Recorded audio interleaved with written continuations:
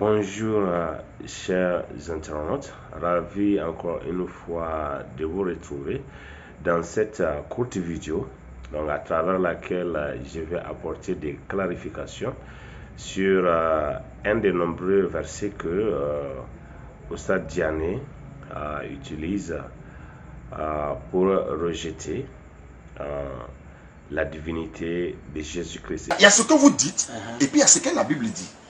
La Bible dit Dieu n'est pas un homme, ni fils d'un homme. Nous savons tous que Jésus-Christ est fils de Marie. Il s'agit du nombre 23, verset 19 que je vais lire. Dieu n'est point un homme pour mentir, ni fils d'un homme pour se repentir. Ce qu'il a dit, ne le fera-t-il pas? Ce qu'il a déclaré, ne l'exécutera-t-il pas? Donc derrière ce passage-là, derrière ces versets, il y a le récit d'un roi qui a voulu combattre Israël à sa sortie d'Égypte.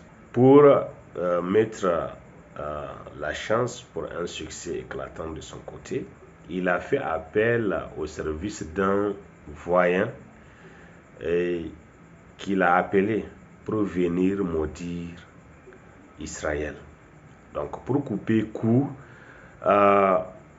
Dieu a révélé à ce voyant-là que Israël est déjà béni et personne ne peut le maudire. Ce sur quoi il a insisté. Et le même voyant maintenant lui a rappelé que non, Dieu ne se répand pas. Et Dieu ne ment pas. Pourquoi est-ce qu'il ne ment pas? Parce que ce n'est pas un homme. Pourquoi est-ce qu'il ne se répand pas? Parce que ce n'est pas fils d'un homme.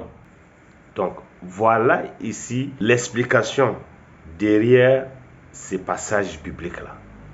Ces passages bibliques ne voulaient pas juste dire que Dieu n'est pas un homme ou fils d'un homme. Non. C'est en comparaison de quelqu'un qui ment. Qui ment un homme. Qui se répand un fils d'homme. Donc, il faut pas utiliser et tourner la Bible dans tous les sens et lui faire dire ce qu'elle n'a pas dit. On sait que Dieu n'est pas un homme, on sait que Dieu, sinon il ne serait pas Dieu, et on sait qu'il n'est pas fils d'un homme. Maintenant, ce que j'aimerais faire comprendre dans la suite de ce débat-là, quand nous disons que Jésus c'est Dieu qui s'est fait homme, ce n'est pas surprenant, ce n'est pas la première fois que ça se passe. Ce n'est pas la première fois que Dieu prend une forme humaine pour se manifester au milieu des hommes, pour parler avec les hommes.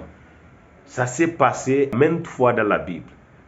Par exemple, quand on prend Josué 1, verset 13 à 15, il y a un récit là-bas. Comme Josué était près de Jéricho, il leva les yeux et regarda. Voici un homme se tenait debout devant lui, son épée nue dans la main. Il alla vers lui et lui dit: Es-tu des nôtres ou de nos ennemis? Il répondit: Non, mais je suis le chef de l'armée de l'Éternel, j'arrive maintenant. Josué tomba le visage contre terre, se prosterna et lui dit: Qu'est-ce que mon Seigneur dit à son serviteur? Et le chef de l'armée de l'Éternel dit à Josué: ôte tes souliers de tes pieds, car le lieu sur lequel tu te tiens est saint. Et Josué fit ainsi. Donc, mais si Dieu est esprit, un esprit par exemple doit concevoir un enfant, il va concevoir un enfant esprit. Pour un lecteur de la Bible, il sait que non, les anges, pour apparaître aux hommes, ils prennent une forme humaine. C'est des anges, mais pourquoi? Parce qu'ils sont des esprits. Donc, ne venez pas nous dire que Dieu, s'il devrait, ou un esprit, s'il devrait mettre un fils au monde, il devrait mettre un esprit au monde. Un esprit a la latitude de prendre la forme qu'il veut à tout moment, en tout temps. Il peut se transformer en feu, en animal, en arbre.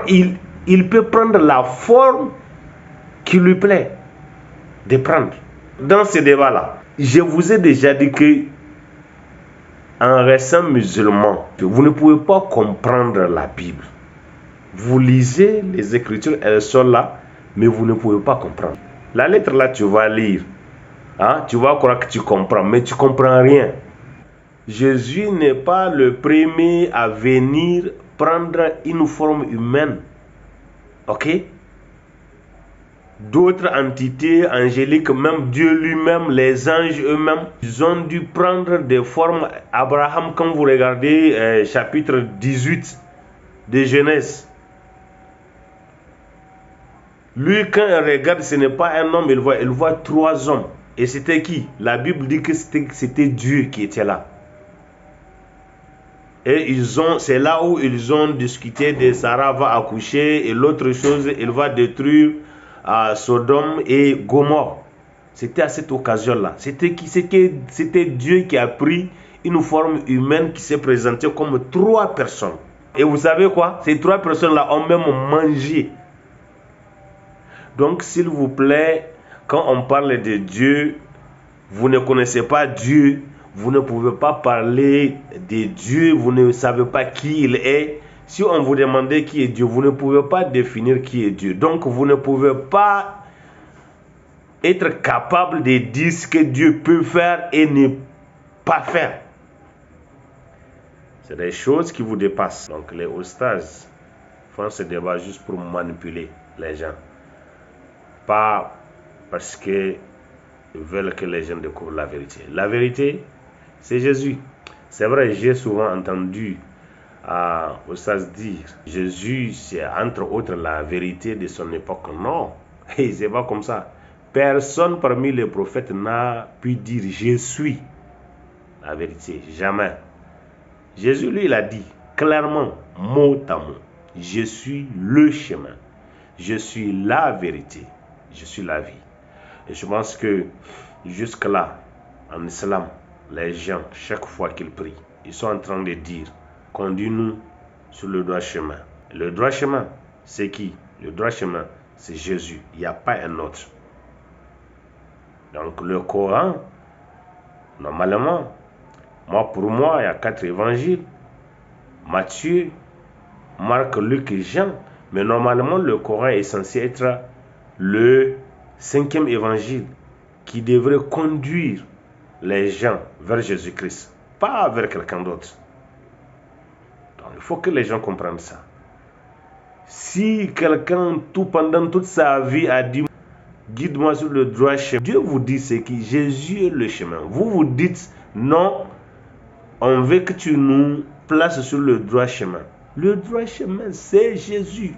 Ce n'est pas quelqu'un d'autre. Le droit chemin, c'est Jésus. Le Coran devrait être pour les Arabes un évangile qui les conduit à Jésus-Christ. Et pas dans l'incertitude. Parce que là où les gens sont maintenant, ils cherchent le chemin alors que le chemin c'est Jésus. Ils disent l'islam c'est la religion de la vérité. Non, la vérité c'est Jésus. Ce n'est pas d'une religion qu'on a besoin. On a besoin de la vérité. Et la vérité c'est Jésus. Dieu n'a pas donné de religion. Donc, c'est ici que je vais arrêter cette vidéo. Que Dieu vous bénisse. Et que ceux qui ont des oreilles pour entendre ce que l'Esprit dit puissent avoir le cœur ouvert et puissent se diriger vers Jésus-Christ qui est le seul sauveur de l'humanité.